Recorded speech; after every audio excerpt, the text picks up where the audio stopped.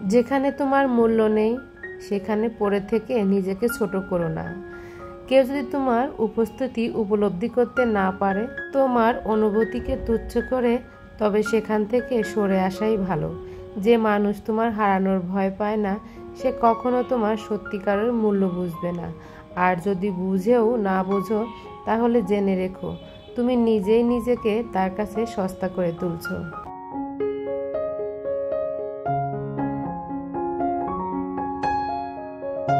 Hello everyone, আসসালামু আলাইকুম। আমি শারমিন। অনেক দিন পরে চলে এলাম আপনাদের মাঝে নতুন আরেকটি ভিডিও শেয়ার করার জন্য সায়েন্স মম ওয়ার্ল্ডের থেকে।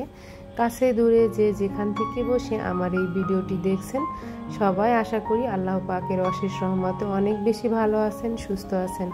আলহামদুলিল্লাহ, আমি আমার পরিবার নিয়ে বেশ ভালো আছি, সুস্থ আছি।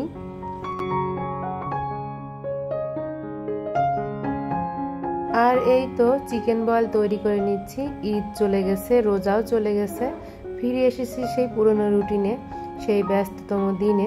এখানে চিকেন বয়েল তৈরি করে নিচ্ছি। এখানে আমি দিয়েছি মুরগির 2 পিস বুকের মাংস, তার মধ্যে দিয়েছিলাম হচ্ছে 3-4টা কাঁচামরিচ, টমেটো সস, সয়া সস, আদা, রসুন, পেঁয়াজ, তারপরে হচ্ছে কালো গোলমরিচ গুঁড়া। এখন দিয়ে দিচ্ছি 3 পিস ব্রেড, আগে আমি গুঁড়া করে রেখেছিলাম, সেটার কিছু অংশ দিয়ে দেব, বাকিটা পরে অ্যাড করে নেব।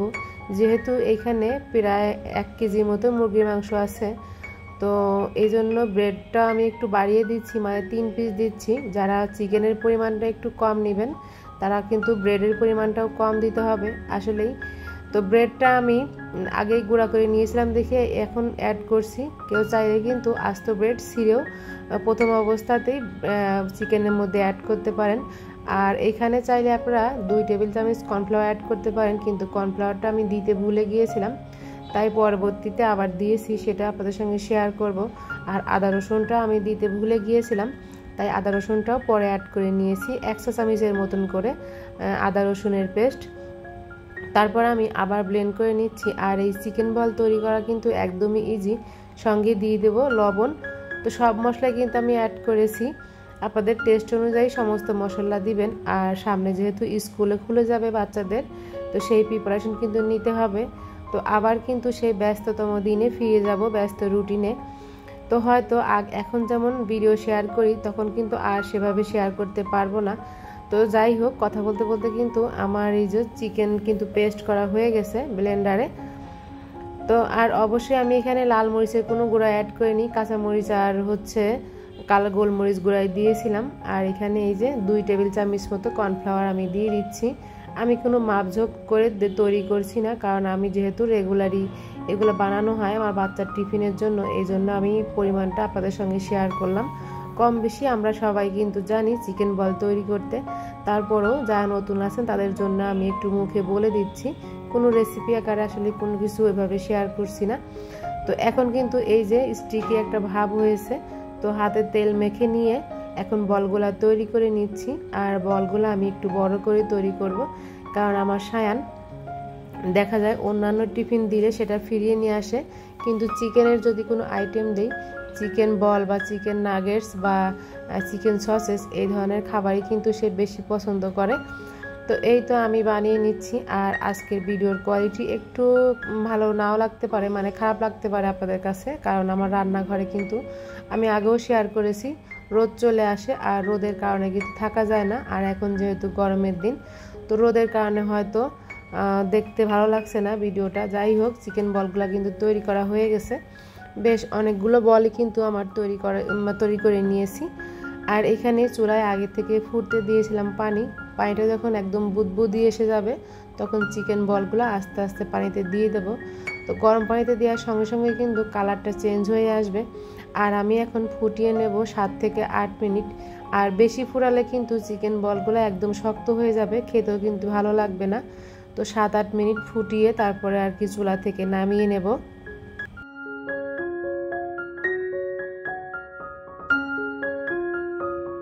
আর আপনারাও চাইলে কিন্তু আপনাদের বাসায় যাদের ছোট ছোট বাচ্চা আছে, এইরকম চিকেন বল তৈরি করে নিতে পারেন।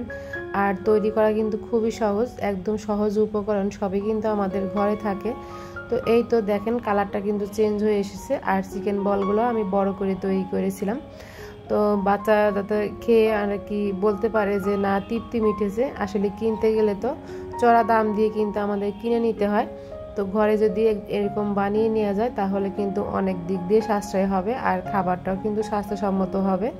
যাই হোক, চিকেন বলগুলো কিন্তু আমি ঠান্ডা করে ডিপ ফ্রিজে সংরক্ষণ করব। বাচ্চাকে যখন স্কুলে যাবে তখন এই টিফিনে ভেজে দিলেই হবে। আর ভাজা কিন্তু একদমই ইজি, জাস্ট শুধু অল্প পরিমাণ ফ্রাই প্যানে তেল দিয়ে গড়িয়ে একটু হালকা লাল লাল করে ভেজে নিলেই হবে। খুব বেশি সময় ভাজতে হয় না চিকেন বল, কারণ এটার মধ্যে কিন্তু সম্পূর্ণটাই সেদ্ধ করা থাকে। তো যাই হোক, তার সাথে আমি কিছু রান্না বান্না করছি।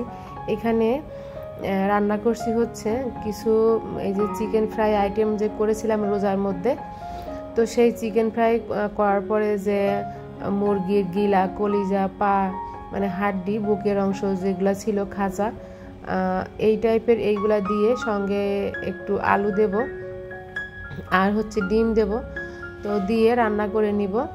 তো এইগুলো খাওয়াই হচ্ছিল না, আরও অনেকগুলো জমে আছে। তো যখন রান্না করবো তখন আপনাদের সঙ্গে শেয়ার করব। মানে মুরগির যে বিশেষ অংশগুলো রান্না করে নিচ্ছি আজকে, আর তার সাথে হচ্ছে কচুর শাক রান্না করব।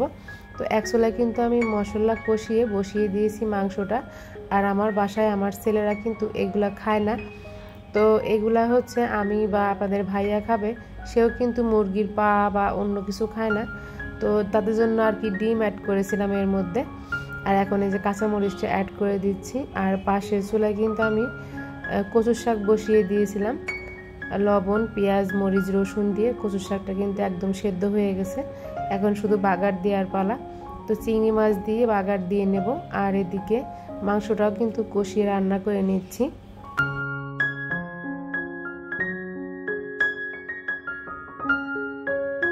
আজকের ভিডিওটা অনেক দিন পরে আমি আপলোড করছি, কারণ ভিডিও করব বা ভিডিও দেব সেই সময় বা সুযোগই আমার হয়ে উঠছে না। তো ঈদ কিন্তু চলে গেছে, অফিস আদালত কিন্তু খুলে গেছে, বাচ্চাদের স্কুলও কিন্তু খুলে যাবে আজকে বা কালকে থেকে। অনেক স্কুল কলেজ তো খুলেও গিয়েছে। তো যাই হোক, সব কিন্তু খুলে গিয়েছে, কিন্তু কাজের খালাদের ছুটি শেষ হয়নি। তো আমার কাজের খালা গিয়েছে ঈদের 2 দিন আগে, মানে 28 রমজানের দিন।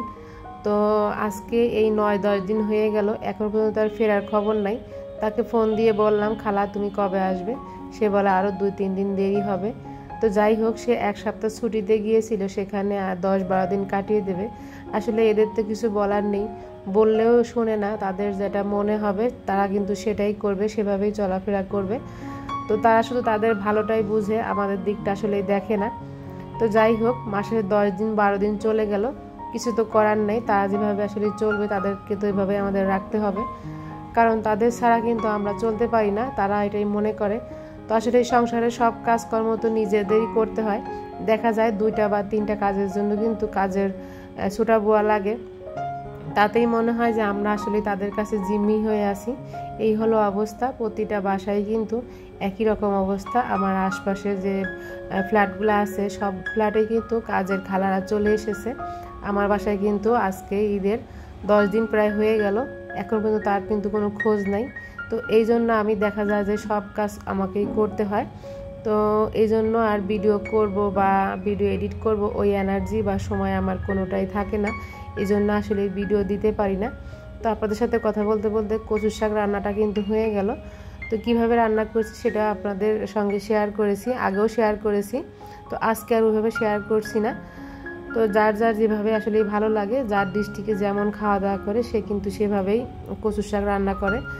তো আমি এখানে চিংড়ি মাছ দিয়ে রান্না করেছিলাম, আর সঙ্গে হচ্ছে একটু চালের গুঁড়া গুলিয়ে দিয়েছিলাম, এতে কচুর শাকটা খেতে একটু আঠালো আঠালো ভাব হয় আর ভালো লাগে। আর এরই ফাঁকে কিন্তু মুরগিটাও রান্না করা হয়ে গেছে ডিম দিয়ে, আলু দিয়ে। আর এখন কিন্তু রাত্রের বেলা আমরা একটু বের হয়েছিলাম রাত্রে 9টার দিকে, তো একটু কাজ ছিল, কাজ সেরে ফার্ম গেটে এসে দেখলাম ঘুরতে ঘুরতে আর কি এখানে মেলা হচ্ছে, তাঁত বস্ত্র মেলা। তো এখানে বিশাল মেলা, সব কিছুই আছে। তো আমরা ঘুরে ঘুরে দেখলাম, আর এখানে বিভিন্ন রাইড ছিল বাচ্চাদের খেলার জন্য। তো ওগুলাতে আমার ছেলে অনেকটা সময় কিন্তু এনজয় করেছে।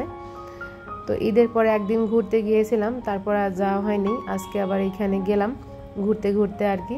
তো মেলায় কিন্তু বিভিন্ন রকমের জিনিস ছিল, তো নিউ মার্কেটে যা পাওয়া যায় আর কি সবই আছে, খুব একটা ভালো কোয়ালিটি তা না, নিউ মার্কেটে তো ভালো কোয়ালিটির জিনিস পাওয়া যায়, কিন্তু এখানে খুব একটা ভালো কিছু দেখলাম না।